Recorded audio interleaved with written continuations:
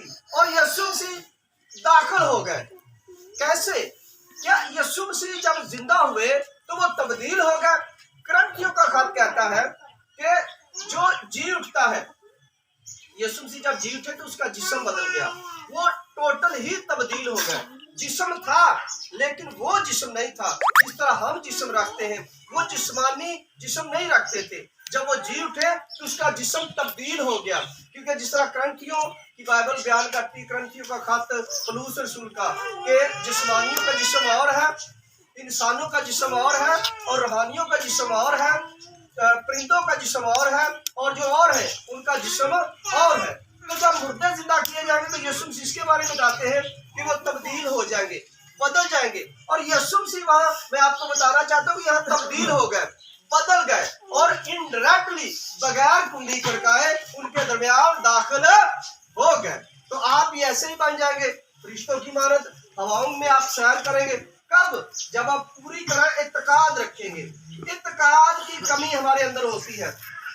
मैं आपको बताना चाहता हूँ कि कोई आज के दौर में रसूल या नबी हमारे दरमियान बैठा होगा ना, तो हम उसका इत्बार नहीं करेंगे, क्योंकि हम जिस दौर में जी रहे हैं, ये व्हाट्सएप का दौर है, फेसबुक का दौर है, सोशल मीडिया का दौर है, और बहुत सारी ऐसी हैरानकुन बातें जिनको हम आज भी तस्लीम नहीं करते हैं, लेकिन हमें तस्लीम करना पड़ेगा।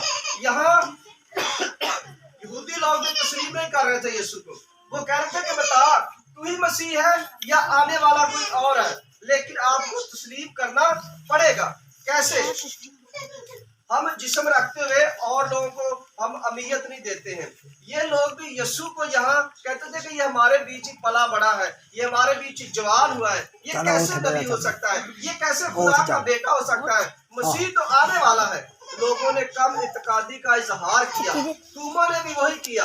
आप किसी के साथ रहें, आप किसी के साथ खाते पीते रहें, और दोबारा वो आपके पास आए तो आप उसे पहचाने ना, इसका मतलब है कि आप यकीन उस पर नहीं रखते।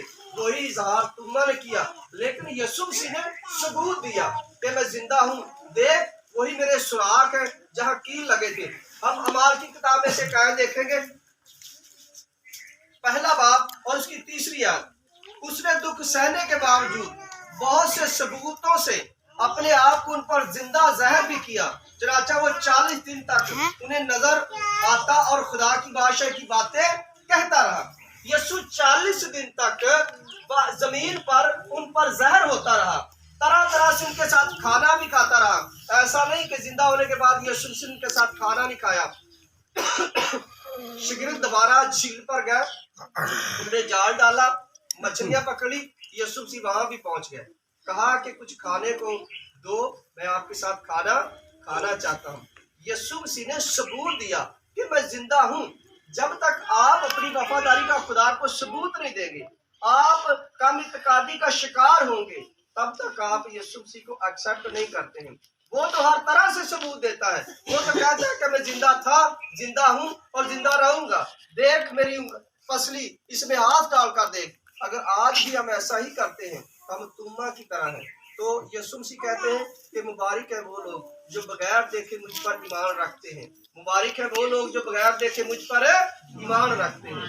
अगर हम उस पर ईमान रखते हैं तो हमें बेइत्तेकादी का शिकार नहीं होना है। वो कहीं भी आ सकता है, वो कहीं भी जा सकता है। वो आपको बारता है कि आप उस पर पूरी तरह से ईमान रखें। कुरान इस कलाम के वसीला से आपको बरकत दे।